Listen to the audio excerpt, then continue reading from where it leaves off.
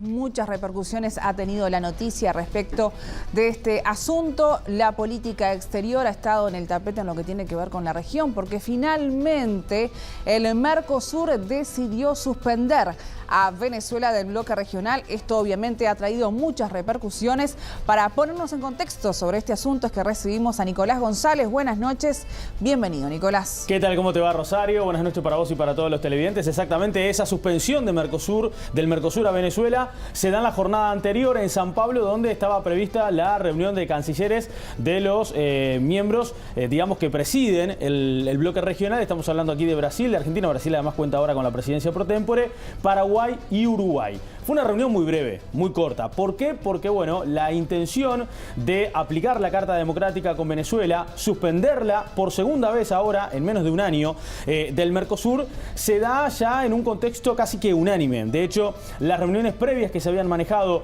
en los días anteriores de Brasil, Argentina, Paraguay y Uruguay de sus cancilleres, llevaron a que definitivamente la misiva que se desarrolló en San Pablo en la jornada de ayer fuera exactamente unánime en cuanto a la opinión de los 4 países que forman parte del bloque regional. Las miradas estaban puestas en Uruguay de todos modos. Sin duda, porque en lo previo, y de hecho había informaciones extraoficiales que se manejaban de esa manera, en el caso, por ejemplo, de expulsar a Venezuela del Mercosur, Uruguay se iba a abstener. Ahora, cuando se habló de suspender a Venezuela, Uruguay no titubeó y en este caso acompañó a el resto de los países que forman parte del bloque. Vamos a presentarles el siguiente informe en donde sintetizamos lo más destacado de ese comunicado que fue emitido sobre el mediodía de la jornada del sábado.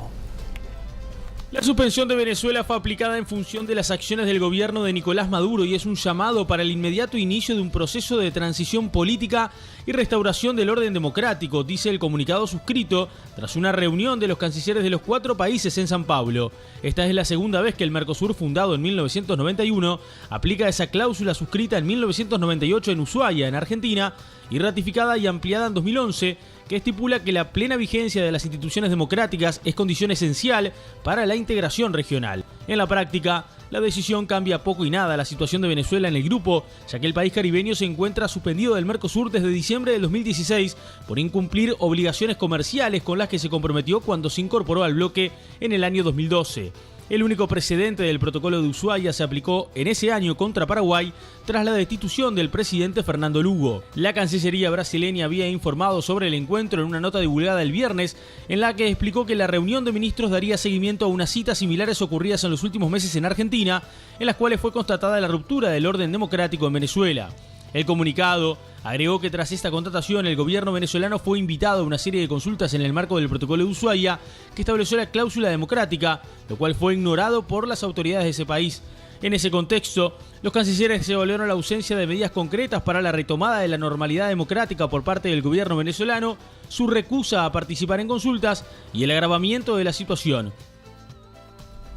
Lo interesante sería saber cómo repercutió todo esto en la interna del Frente Amplio y también en todo el ambiente político de nuestro país, Nicolás. Sí, claramente de dos formas, ¿no? Una repercusión muy marcada en la interna del Frente Amplio con las aguas divididas, como tal vez era previsible. Esto iba a ocurrir en aquellos sectores fundamentalmente que han estado muy ligados, muy cercanos a Venezuela durante este último tiempo y que de alguna manera condenaron y rechazaron esta decisión ahora del gobierno uruguayo, de la Cancillería, de acompañar lo que en su momento presentaron también Brasil, Argentina y Paraguay como una medida para implementar con Venezuela en el Mercosur. En tanto, obviamente, en la oposición política, que mucho había criticado al gobierno uruguayo por, de alguna forma, llamarlo, entre comillas, liviano, con acciones sobre el gobierno de Nicolás Maduro, en este caso, bueno, reconocen y se sienten un poco más reconfortados por la posición que ha tomado el gobierno uruguayo y fundamentalmente la Cancillería impulsada por el propio Rodolfo Noboa. Vamos a presentarles este informe en donde destacamos algunos de los comunicados que han sacado algunos sectores del Frente Amplio y también las distintas repercusiones que se dan, por ejemplo, en la red social de Twitter. En la tarde del sábado, el primero en emitir un comunicado fue el Partido Comunista del Uruguay, que catalogó la resolución del bloque como lamentable y la rechazó, argumentando que la medida fortalece la lógica de la confrontación. No compartimos en lo absoluto la posición asumida por nuestro gobierno, afirmaba el comunicado. La lista 711, que lidera el vicepresidente de la República, Raúl Sendic, rechazó enfáticamente la resolución del Mercosur, dijo que contó con el respaldo de nuestro gobierno, no contribuye en nada a los esfuerzos que se vienen desarrollando en procura de la prevención de la violencia y por ende la pérdida de vidas humanas, establece el comunicado de la agrupación. En tanto, el Partido por la Victoria del Pueblo expresó su rechazo a la aplicación de la cláusula democrática que permite, según dice, la imposición de sanciones a Venezuela y consideran que con esta medida no se castiga al gobierno venezolano, sino principalmente a su pueblo, estrechando su aislamiento. El sector Casagrande de Constanza Moreira emitió un comunicado en la tarde de este domingo manifestando que esta imposición no favorece al proceso de integración del Mercosur y menos aún al diálogo como salida pacífica a la crisis económica y política que vive Venezuela. Además, exhortan al gobierno nacional, en particular a la Cancillería, a rever la decisión de acompañar la medida adoptada en el día de ayer y a que el Frente Amplio se pronuncie al respecto como fuerza política que históricamente ha defendido la emancipación de los pueblos. En Twitter, en tanto, hubo también manifestaciones contrarias a la posición del gobierno. El diputado del MPP, Daniel Cayani, dijo: diálogo, diálogo y más diálogo. Es parte de nuestra rica historia como país. La tesis del aislacionismo no ayuda a solucionar el conflicto. Gerardo Núñez, del Partido Comunista, dice: vergonzosa y lamentable la postura del gobierno de Uruguay apoyando la expulsión de Venezuela, pegados al golpista de Temer y Loizaga. Roberto Chesaro también se manifestó en la red social diciendo: no recuerdo cuándo la fuerza política debatió con Cancillería la conveniencia y oportunidad de suspender a Venezuela. ¿Me habré olvidado?, se preguntaba. En tanto, también hubo quienes se manifestaron a favor de la determinación tomada por parte del gobierno uruguayo. El senador del sector Todos del Partido Nacional, Luis Lacalle Pou, dijo: más vale tarde que nunca. Al fin nuestro gobierno salió de su posición inexplicable, bien por el Mercosur, en la medida respecto a Venezuela. El senador del Partido Colorado, José Amorín Valle, dice: suspendido indefinidamente el régimen de Maduro. El Mercosur debe encarar la urgente necesidad de que llegue ayuda humanitaria a Venezuela, apoyando la medida también tomada. En tanto, el senador nacionalista Álvaro Delgado dice: fuimos duros con el gobierno por la falta de condena a los atropellos en Venezuela. Reconocemos cambio de actitud al suspenderla de Mercosur. Pablo Abdala, en tanto, puso una vez más: el Mercosur marca el camino correcto al gobierno sobre Venezuela. La suspensión es la decisión acertada para que haya democracia. Por último, Pablo Mieres, del Partido Independiente, también se manifestó satisfecho con la resolución tomada por Cancillería. Muy buena noticia. Nos alegra ver la firma de nuestro canciller en esta declaración, decía el senador del Partido Independiente. Bien, y a todo esto, ¿qué dijo Nicolás Maduro? Bueno, no se hizo esperar, obviamente, la respuesta de Nicolás Maduro. Ya el sábado, una radio argentina se le prendió la lamparita y ¿qué hizo? Lo llamó por teléfono. Comunicación telefónica con Nicolás Maduro, presidente de Venezuela. ¿Qué dijo Maduro en esa radio argentina? A Venezuela no la saca nadie del Mercosur. Veremos. Maduro, ¿qué dijo hoy? En Los Domingos con Maduro, una especie de Mirta Legrand, que tiene un programa como Mirta Legrand, que tiene Los Domingos ahí en Venezuela, dijo, bueno, que defendió las elecciones en Venezuela, dijo que han habido 21 actos eleccionarios de Venezuela durante estos últimos 19 años, de lo que se ha hecho llamar, desde que Hugo Chávez ha sido presidente de los venezolanos, la revolución bolivariana. Y además defendió el sistema electoral de Venezuela diciendo que es el mejor sistema electoral que hay en el mundo. Y esto obviamente lo hizo llamándole la atención a aquellos países que lo han criticado, fundamentalmente Colombia, España, Brasil, Argentina, México, entre otros. Vamos a escuchar lo que decía Maduro este mediodía en Caracas. Las elecciones del domingo pasado son las primeras.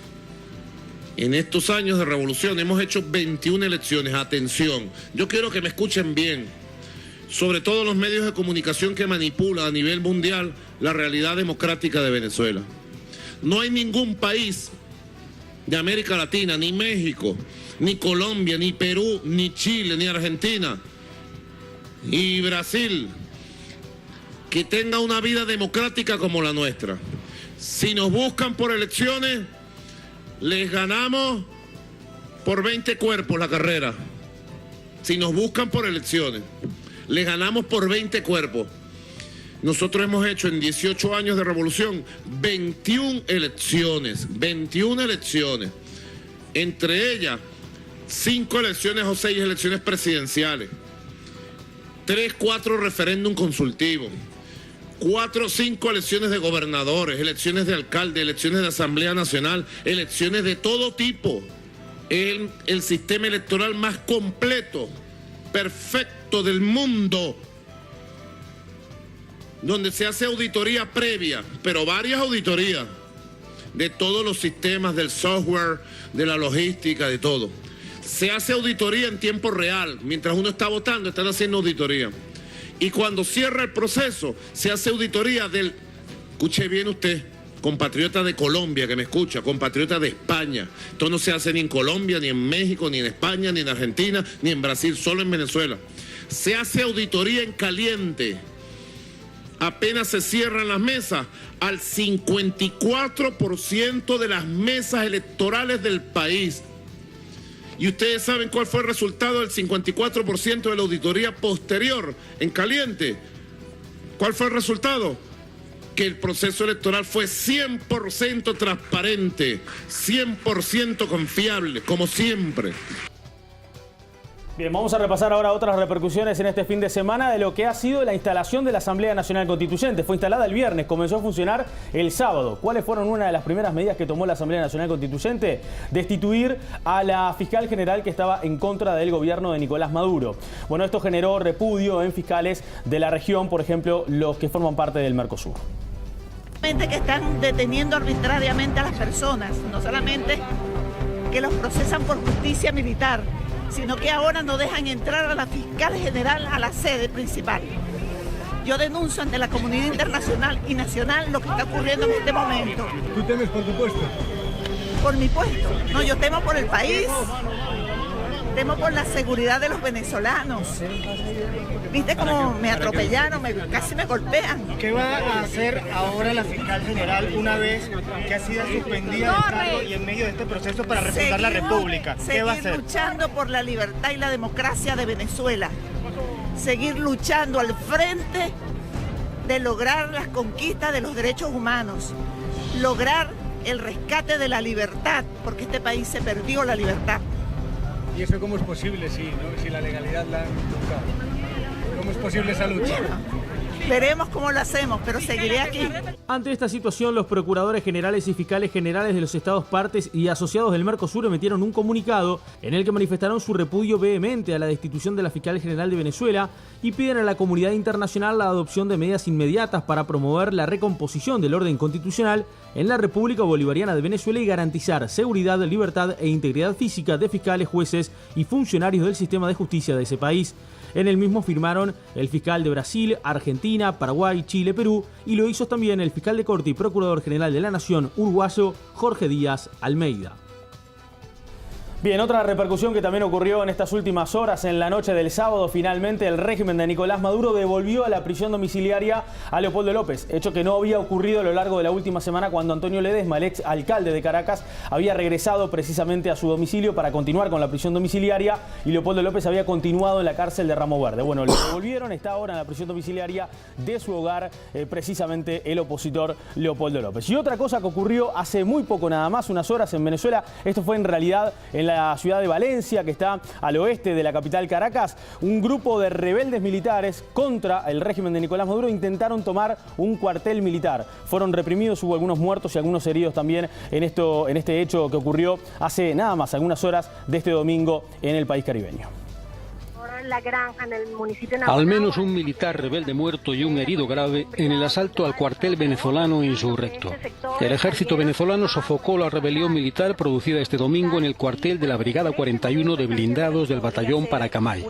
No hay aún detalles concretos de la toma del cuartel rebelde en la ciudad de Valencia, en el centro norte de Venezuela.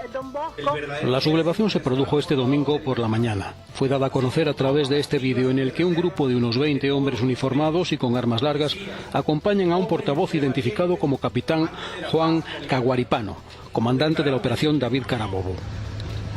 Sofocó la rebelión el general Jesús Suárez. Describió la intentona como un ataque terrorista, paramilitar, mercenario y pagado por la derecha y por el imperio norteamericano. Decenas de venezolanos comenzaron a manifestarse en apoyo de los militares sublevados. Los vecinos fueron dispersados por las fuerzas de seguridad. 8 de los 20 militares insurrectos han sido detenidos. 3 son oficiales de tropa. Un sargento de la reserva de paracaidistas, un teniente que desertó hace 3 meses, un miembro de una milicia de civiles armados y 5 civiles.